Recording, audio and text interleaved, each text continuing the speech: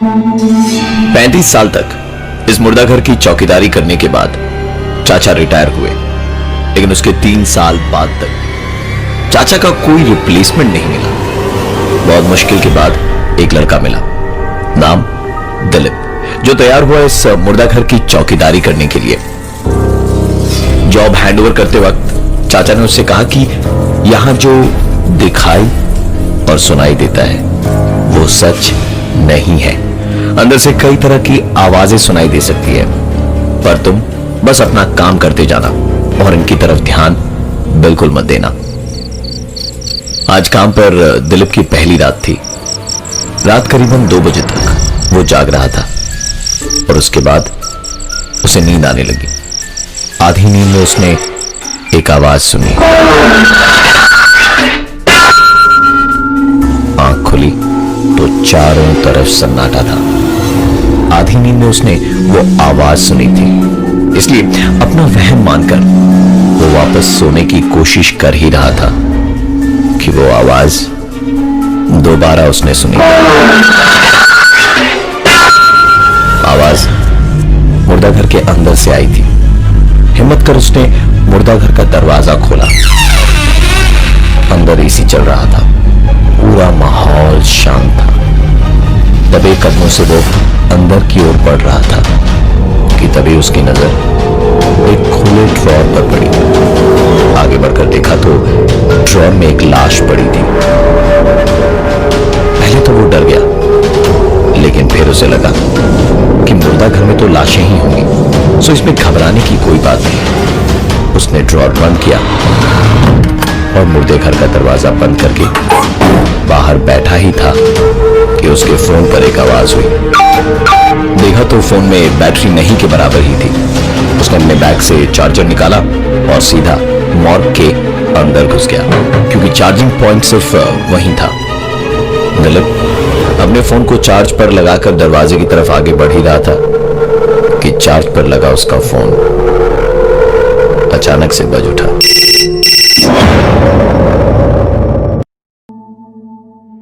चाचा मुर्दा घर की चौकीदारी करते थे। रिटायर होने के 3 साल बाद उनका रिप्लेसमेंट मिला, दिलीप।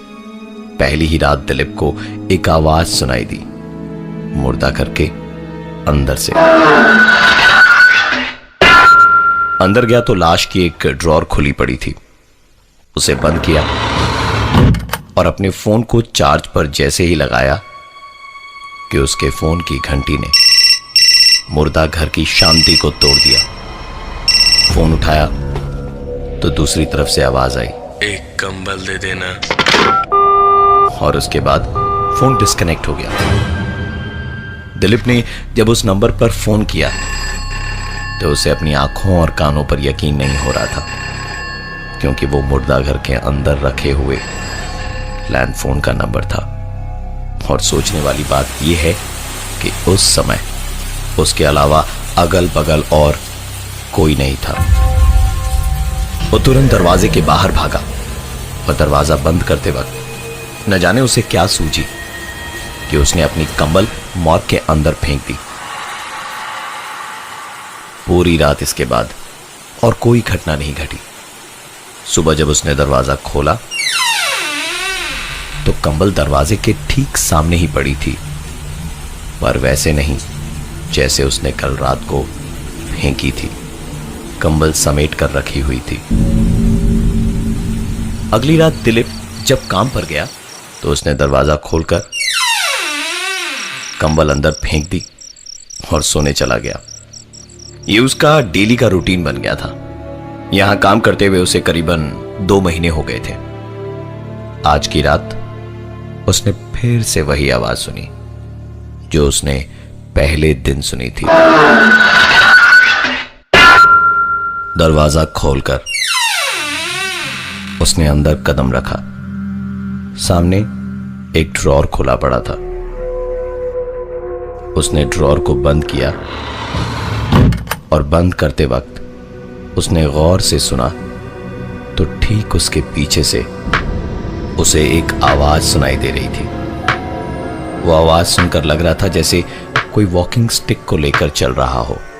ये आवाज एकाएक बंद हुई और शुरू हुई दूसरी एक आवाज। पॉकेट में पड़ा दिलीप का फोन बज उठा। नंबर मॉर्ग का ही था। उठाने पर दूसरी तरफ से आवाज आई, थोड़ा पानी भी दे दो।